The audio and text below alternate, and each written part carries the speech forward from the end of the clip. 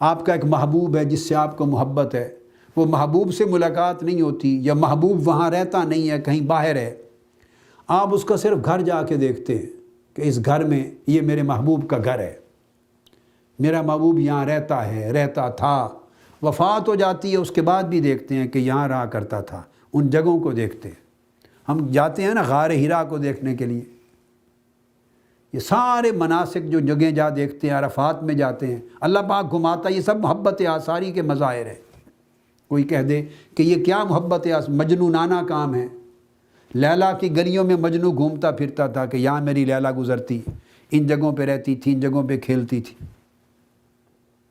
جگہیں یاد آتی ہیں۔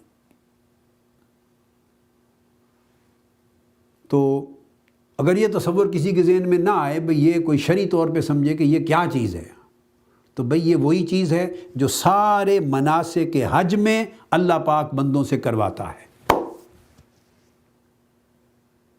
جو صفا مروہ کرتے ہیں یہ محبت آثاری کا قصہ ہے سارا،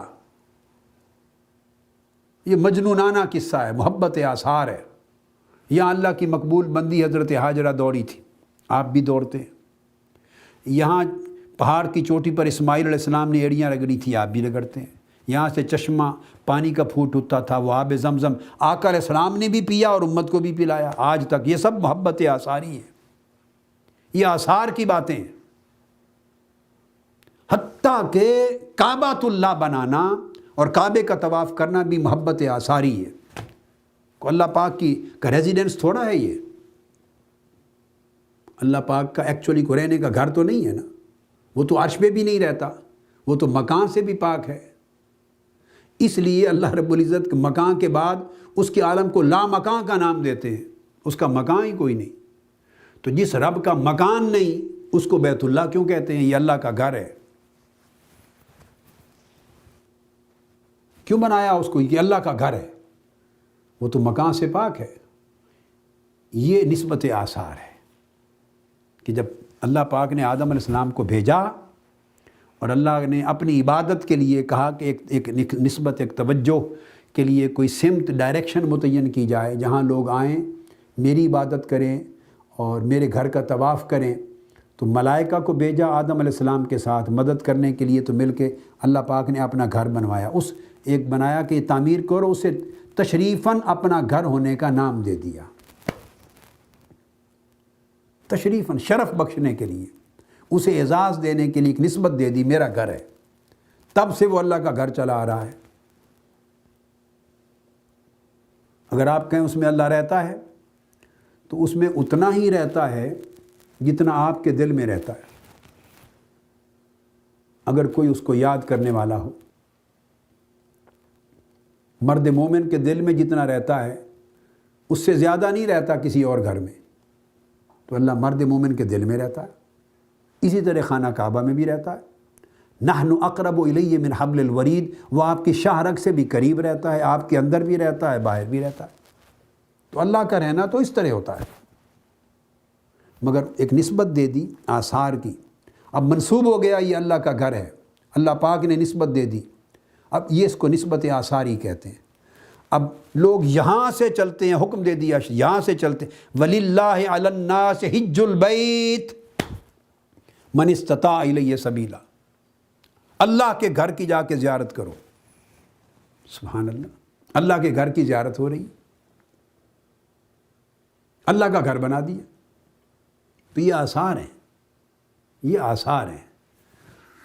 پھر صفا مروہ پہ دوڑتے ہیں، یہ آثار ہیں، وہ اللہ نے اپنی نسبت کا اثر بنا دیا، صفا مروہ کو اپنے محبوبوں کی نسبت کا اثر بنا دیا، عرفات کو حضرت آدم و حوا کی نسبت کا اثر بنا دیا، مینا کو حضرت ابراہیم اور اسماعیل علیہ السلام کی نسبت کا اثر بنا دیا، یہ نسبتیں بنا دی۔ اس طرح مینا کو اثر بنا دیا، 360 انبیاء مدفون ہوئے، ان کی نسبتوں کا اثر بنا دیا، وہ یہاں رہے، کچھ آقا علیہ السلام کی نسبت کے اثر ہو گئے۔ اس طرح نمازیں بھی نسبت آثار میں، جس وقت پر اللہ کے برگزیدہ انبیاء نے کوئی شکرانے کی نفل پڑھے اپنے اپنے زمانوں میں، اتنی رکعتیں اس وقت پر نماز کے اوقات بن گئے۔ تو مقصد بات کا یہ ہوتا ہے کہ نسبت آثاری ہوتی ہے۔ تو اسی طرح چونکہ نسبت آثار پر آپ طواف کرتے ہیں، جا کر عرفات میں حج کے لیے حاضری دیتے ہیں، وقوف کرتے ہیں، مزدلفہ اور مینا میں قیام کرتے ہیں اسی نسبت آثار پر، تو میں نسبت آثار کا تصور دے رہا ہوں۔ یہ تصوف ان چیزوں پر قائم ہوتا ہے۔ بعض لوگ کہتے ہیں کہ تصوف میں مراقبے کراتے ہیں اور تصور دیے جاتے ہیں، یہ کہاں ہے شریعت میں؟ تو میں نے اس کا جواب دیا، ساری شریعت ہی انہی تصورات پر قائم ہے اور نسبت ہائے آثار پر قائم ہے۔ ساری شریعت اور مناسک، جس کو مناسک کہتے ہیں، یہ قربانی دینا بھی نسبت آثار ہے، کنکریاں مارنا شیطان کو بھی نسبت آثار ہے، احرام باندھنا بھی لباس ابراہیم علیہ السلام کا نسبت آثار ہے۔ سب مناسک نسبتیں ہیں آثار کی۔ لہٰذا بگننگ کے لیے کعبۃ اللہ کا تصور بنا لیا کریں نماز میں، جب ٹوٹے پھر آنکھ تھوڑی کھول لی، پھر ہلکی سی بند کر لی، پھر کھول لی، اگر ٹوٹ جائے پھر ہلکی سی بند کر لی۔ تو جب تصور انسان قائم کرتا ہے نا کسی کا، تو تصور ہیلپ فل ہوتا ہے اسے باقی تصورات سے دھیان ہٹانے میں۔ یہ ایک خاص سائیکولوجیکل چیز ہے۔ جب آدمی ایک تصور ذہن میں لاتا ہے، ایک امیج لا کے ذہن میں اس پہ کنسنٹریٹ کرتا ہے اپنے دھیان کو، اور وہ چونکہ ایمفسائز کرتا ہے، تو اس کا جو ایمفسائز کرنا، توجہ کو مرکوز کرنا، اس پہ کنسنٹریٹ کرنے کا جو عمل ہے، وہ اس کو باقی دھیانوں سے بچا لیتا ہے۔ یہ پریکٹس ہے آپ کی نیت کو خالص کرنے اور اللہ کی طرف اجاگر کرنے کی پریکٹس۔